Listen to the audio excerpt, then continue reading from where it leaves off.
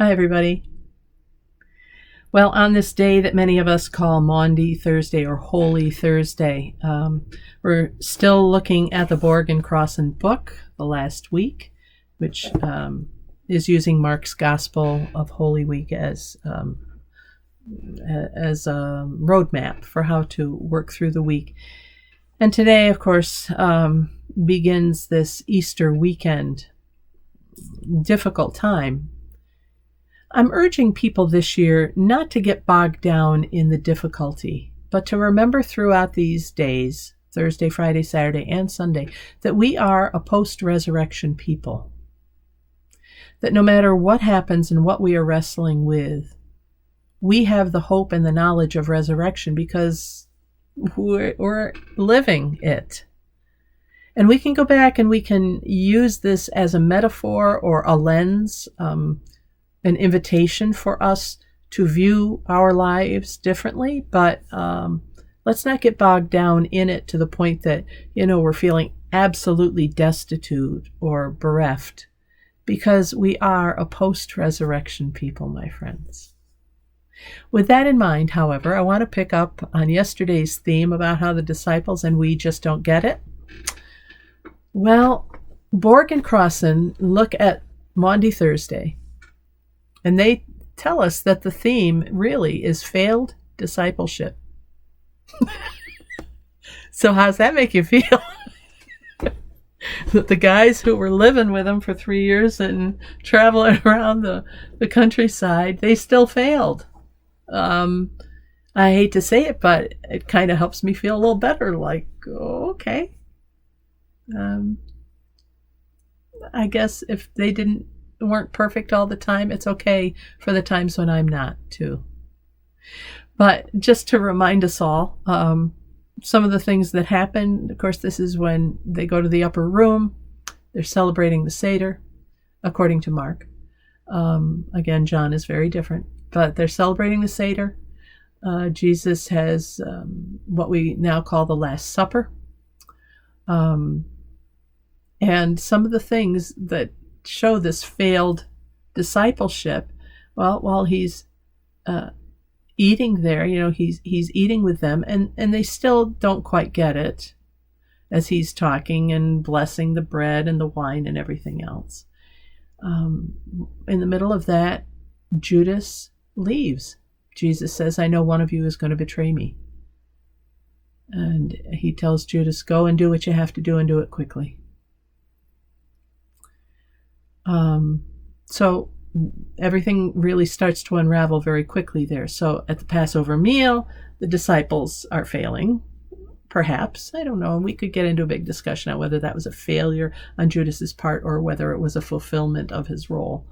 That's a topic for another day. But then they leave from there and they go to pray in Gethsemane, in the Garden of Gethsemane. And he leaves them there, and Jesus wants to go off and pray by himself, but he says, stay awake with me. We all feel that way, don't we? We're going through a hard time. I may not want you in the room with me, but I want to know that you're praying for me. I love it when you reach out to me and let me know that you're there. I just want to feel a solidarity and know that I'm not quite alone. And he does that, and they all fall asleep. And he comes back and he says, dudes, come on, stay awake with me. And they try, but they can't. That's where we get the whole, the spirit is willing, but the flesh is weak. Anyway, it's there that he is confronted by the Jewish authorities, led by Judas, and they arrest him and they take him away.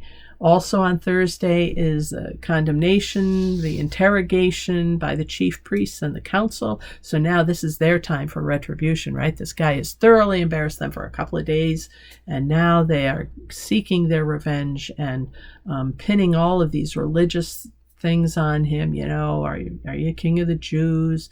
You're not our king. You're talking about bringing an empire here. We don't see that. You're talking about the destruction of the temple. That's sort of seditious talk. And he had said to Peter earlier in the evening, Peter, his great impetuous disciple, he says, you're going to deny me 3 times. Peter says, "Not I, Lord, I will never deny you. I'll kill you. They can kill me and I will stand by you." And then lo and behold, he does just what Jesus says he's going to do, as do we all at some point in time, I think, probably. We think we're going to act one way and then we end up acting another. And towards daybreak on that night, Peter remembers that Jesus told him this, and he weeps and recognizes that he was showing cowardice. Yeah. Now, Borg and Crosland talk about the fact that the worst sin is despair and loss of faith. I'll put that out there for you to think about, but that repentance always obtains forgiveness.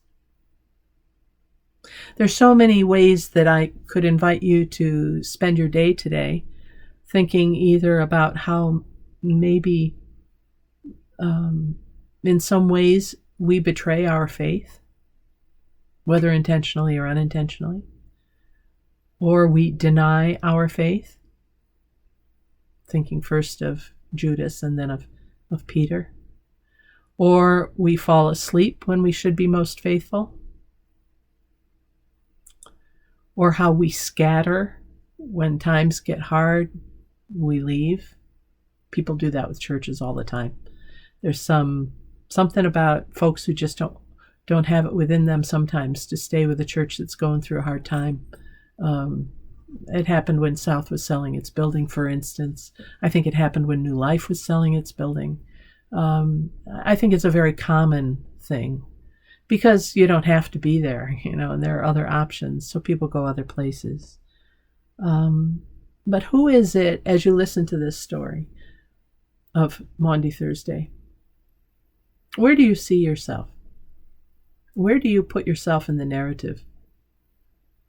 Do you see yourself as Jesus, who is being misunderstood? I mean, I've been there, being misunderstood. Do you see yourself as the disciples just not understanding? They still don't get it of who this guy is and why is he talking like this? Why is he using this language? And this is my body broken for you. What is this about? I mean, are you one of the disciples? Are you one of the people who was probably in the room? We don't think it was just the disciples and Jesus, but other followers. Are you one of the other followers who are watching this all unfold? And do you get it? Are you one of the ones who gets it? Are you one of the women who is serving them? Are you one of the people who can't believe that the guys don't get it because you get it so clearly? And then you go on to Gethsemane and Jesus praying, "Not my will, but thine be done. Please take this from me." How often have we prayed prayers like that? Please, God, don't make me go through this. And then coming around to saying, "But thy will, not mine, be done." Where are you in this story? Are you one of the ones who, boy, you used to believe, but now you're not so sure? Do you align with the people who arrest him? Do you think he was out of control? Do you think are there people in your world now who are sort of in the Jesus position and you're totally seeing them as out of control and you're worried about them and their influence because they don't believe what you do? Are you do you align with the temple leaders who say about something going on in your world, "Well, this can't possibly be right. It's so foreign to how we've always done it"? I mean, that would put you pretty squarely with the temple leaders. Where are you? Are you with Peter, who suddenly, when the cock crows, you realize, he was right about me all along? Or are you multiple people? Today's a good day for us to just stop and think about that and position ourselves in the narrative. Multiple positions, probably. And we all know what's going to happen tomorrow. My guess is that they all knew as well. By Thursday night, they knew what was going to happen on Friday. How do you live with that? Sadness and foreboding, dread. And yet we've all been there. We know that someone is dying. We're just sitting by their bedside. We know we're going to get bad news when we go home, but we have to go anyway.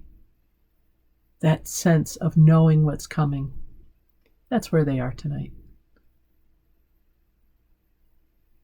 Thanks for joining me for this time to think of something greater than ourselves. I hope you'll come back tomorrow to join us for Good Friday. Prayerful Pause with the Pastor is a time to think of something greater than ourselves, and this whole period, this whole week, especially today and these next few days. It's all about something greater than ourselves. I'm Pastor Deb Swift of both South and Downtown Presbyterian Churches in Rochester, New York. Thank you for joining me for this time. We hope to see you back here tomorrow during this sacred week, a week for our faith to really be scrutinized, for us to make some changes if we want to, or at least to appreciate where we are in the grand scheme of things. Okay, everybody. God bless. Take care. Bye for now.